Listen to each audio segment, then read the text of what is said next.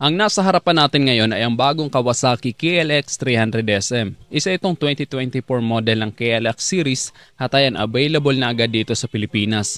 Isa itong street bike na super motor, motocross inspired. So 2-in-1 ang motor na to. Pwedeng pang on-road or off-road. In short, dual sport. Pagdating sa makina nito, ito ay 292cc, 4-stroke single cylinder, 4 valves, dual overhead cam, liquid cooled at fuel injected na din. Naka 6-speed gearbox ito at di ka mabibitin sa performance ng motor na to. Ang maximum power nito ay 23.95 horsepower at 8,080 RPM. Ang maximum torque ay 15.59 Nm at 7,750 RPM. At kaya nitong tumap speed ng hanggang 140 kph. Kaya talagang hindi ka mabibitin kung mahilig ka sa paspasan. At safe na safe ang makina nito sa mga bato-bato dahil mataas ang kanyang ground clearance. 236mm ito kaya perfect for adventure talaga. Perfect na perfect pang trail dahil malakas ang kanyang torque o arangkada. Pero kung ipang trail mo ito, kailangan mong palitan ang kanyang stock na gulong na pang trail. At speaking of gulong, ang sukat ng gulong nito ay 110/70/17 dito sa harapan at 130/70/70 naman dito sa likuran. Ang mga gulong nito ay naka-tube type at ang brand ng gulong nito ay IRC Road Winner. Malalapad ang gulong nito so mas stable ito lalo na sa mga cornering. Pagdating naman sa preno, naka-disc brake with 2-piston caliper dito sa harapan at naka-disc brake din with single piston caliper naman dito sa likuran.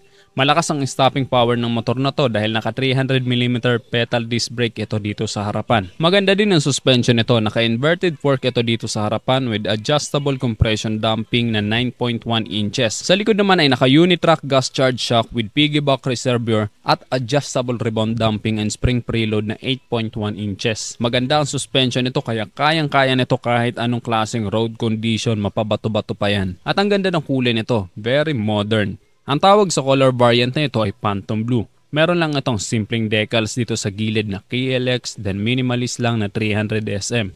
Then ayan, almost plain lang ang kanyang fairings pero bagay na bagay at napaka-premium tingnan. Pagdating sa headlight nito, sharp and sporty ang design at naka-LED yan. Yung kanyang turn signal lights naman ay nakahiwalay so mas visible ito lalong-lalo na sa gabi. At ang ganda din ng design ng kanyang front fender, mataas, design for adventure talaga. Pagdating naman sa kanyang dashboard, naka-fully digital display ito at very modern ang kanyang design. Madaling basahin, madaling maintindihan, very user-friendly. At ayan, naka-naked handlebar ito.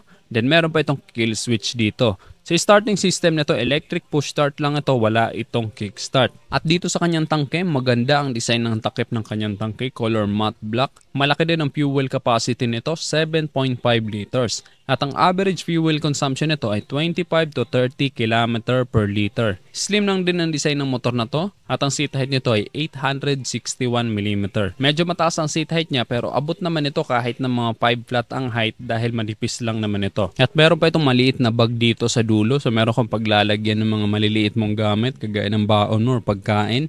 At ang kanyang muffler pataas ito. Meron pa itong heat guard kaya safe na safe ang makakadikit dito, hindi siya mapapaso. Very lightweight lang din ang motor na to, 137 kilos lang ito. Kaya hindi ka mahihirapang imaniobra ito at perfect din talaga pang trail. At ayun diba, napakaangas ng forma, wala ka nang kailangan baguhin pa, sasakyan mo na lang. Perfect na perfect din ito kung ikaw ay nakatira sa probinsya. Lalo na kung ang daan sa inyo ay mga rough road or mga lubak-lubak na kalasada. Dahil maning-mani lang yan kapag ganito ang dala mong motor. Anyway, kagaling sabi ko kanina, ito ay 2024 edition ng KLX 300SM at masasabi kong sobrang ganda ng kanyang forma. At pagdating naman sa presyo nito, nag-average ang presyo nito ng 350,000 to 380,000 pesos.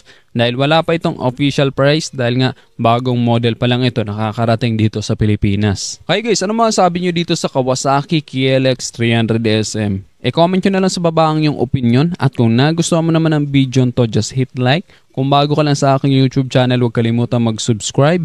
Click mo na rin ang notification bell at paki-follow na rin ang aking Facebook page. Ayun lang guys, hanggang sa muli, ako sa Rosgo TV. Ride safe always and God bless.